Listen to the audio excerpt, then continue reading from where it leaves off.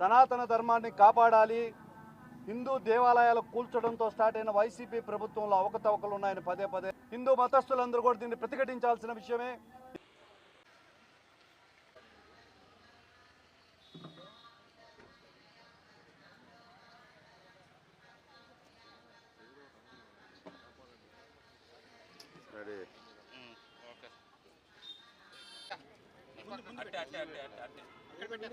తిరుమల పవిత్రతకి తూట్లు పొడిచిన నాయకులను వెంటనే శిక్షించాలి. తిరుమల పవిత్రతకు తూట్లు పొడిచిన నాయకులను వెంటనే శిక్షించాలి. తిరుమల లడ్డుకి ప్రపంచవ్యాప్తంగా ఈ రోజు అనుమానం కలిగించినటువంటి నాయకులను వెంటనే శిక్షించాలి. డిస్టర్బ్ చేశాను.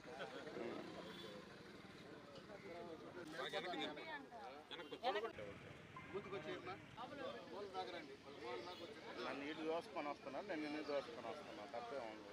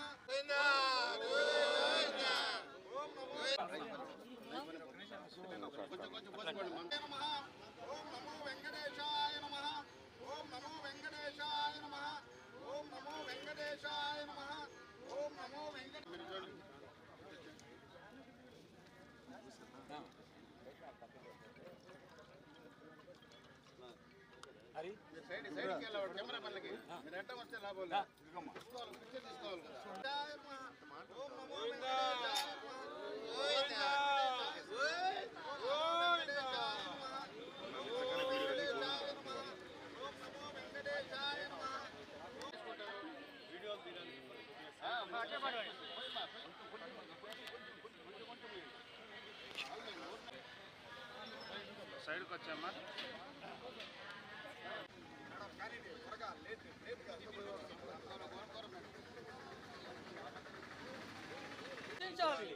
తిరుపతి తిరుమల వెంకటేశ్వర స్వామి లడ్డును కల్తీ చేసిన పాపాత్మలను కఠినంగా ప్రపంచవ్యాప్తంగా మహాప్రసాదంగా భావించే ఆ కలియుగ దైవం వెంకటేశ్వర స్వామి లడ్డు అపవిత్రమైంది. వైసీపీ ప్రభుత్వం ఏర్పడిన కాడి నుంచి 4 సంవత్సరాలుగా అన్య మతస్థులకి ఉద్యోగాలు ఇస్తున్నారు, పరిపాలనా విభాగంలో అన్య మతస్థులు ఉన్నారని పదే పదే అధ్యక్షుడు పవన్ కళ్యాణ్ గారు కానీ జన సైనికులు కానీ మనకు తెలియజేస్తూనే ఉన్నారు. సనాతన ధర్మాన్ని కాపాడాలి, హిందూ దేవాలయాలు కూల్చడంతో స్టార్ట్ అయిన వైసీపీ ప్రభుత్వంలో అవకతవకలు ఉన్నాయని పదే పదే చెప్పడం జరిగింది. ఈ అపవిత్రమైన లడ్డు ఏదైతే ఉందో వందలాది సంవత్సరాలుగా ఎదురు చూస్తున్న అయోధ్య వరకు కూడా సాగింది. అయోధ్య దేవాలయం ఓపెనింగ్కి కూడా ఇక్కడి నుంచి దాదాపుగా 1,00,000 లడ్లు ఇదే నెయ్యితో తయారు చేసిన 1,00,000 లడ్లు అక్కడికి చేరాయి. ఇక్కడ అపవిత్రం అక్కడ దాకా కూడా చేరింది. ప్రతి మతస్థులకి మనోభావాలు ఉంటాయి, కేవలం ముస్లిమ్స్కే కాదు, క్రిస్టియన్స్కే కాదు, ఎవరి మతం వాళ్ళకి గొప్ప, ఏ మతం వాళ్ళు ఆ మతాన్ని కాపాడుకోవాలి. తప్పు జరిగిపోయింది, ఈ తప్పు ఎవరి వల్ల జరిగిందో తెలీదు. ప్రాయశ్చిత్త దీక్ష చేస్తుంటే అధ్యక్షుడు పవన్ కళ్యాణ్ గారు నోటుకొచ్చినట్లు మాట్లాడతారు, అప్రవిత దీక్ష అని. తప్పు ఎవరు చేసినా ప్రజల్ని చల్లగా కాపాడు, మా వల్ల తప్పైంది మన్నించు అని చెప్పి పవిత్రంగా 11 రోజులు దీక్ష పట్టిన పవన్ కళ్యాణ్ గారికి మద్దతుగా రాష్ట్ర వ్యాప్తంగా జనసేన నాయకులు జన సైనికులు అందరూ కూడా ఈ 10 రోజులు దేవాలయాల్లో వెంకటేశ్వర స్వామికి పూజ చేసి మరొకసారి ఇట్లాంటి అపవిత్ర పనులు జరగకుండా ఉండాలని, హిందువుల మనోభావాలు దెబ్బతినేటట్టు ఈ కల్తీ నెయ్యి జంతు కొవ్వుతో తయారు చేసిన లడ్డూ ప్రసాదం అపవిత్రం ఎవరైతే చేశారో వాళ్ళని కఠినంగా శిక్షించాలని కూడా మేమందరం ఈరోజు కోరుకుంటున్నాం. అధ్యక్షుడు పవన్ కళ్యాణ్ గారు ఎంతో గొప్పగా చెప్పారు.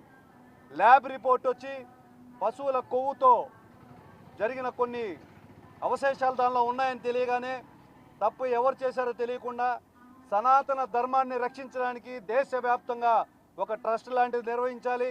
ఆ ట్రస్ట్ ఇటువంటి హిందువుల మనోభావాలు దెబ్బతినకుండా అన్నింటినీ పరిరక్షించాలని కోరుకుంటుంటే నోటుకు వచ్చినట్లు మాట్లాడతారు. దీన్ని డీవియేషన్ పాలిటిక్స్ చేస్తున్నారు. ఎట్టి పరిస్థితుల్లో ఏ హిందువు కూడా దీన్ని ఒప్పుకోకూడదు. హిందూ దేవాలయాలు, హిందూ మతస్థులందరూ కూడా దీన్ని ప్రతిఘటించాల్సిన విషయమే. ఇది సెక్యులరిజం దేశంలో హిందూ మతస్థులు కూడా వారికి జరిగిన అన్యాయాన్ని పోరాడొచ్చు అని చెప్పి అందరూ బలంగా మీ సోషల్ మీడియాలో అయితేమి ప్రతి ఘటనలో కానీ దేవాలయాల్లో అపవిత్రం జరిగిన లడ్డూల కేసుని పరిష్కరించాల్సిందిగా ప్రతి ఒక్కరు కూడా గలం విప్పాలని కోరుకుంటున్నాను.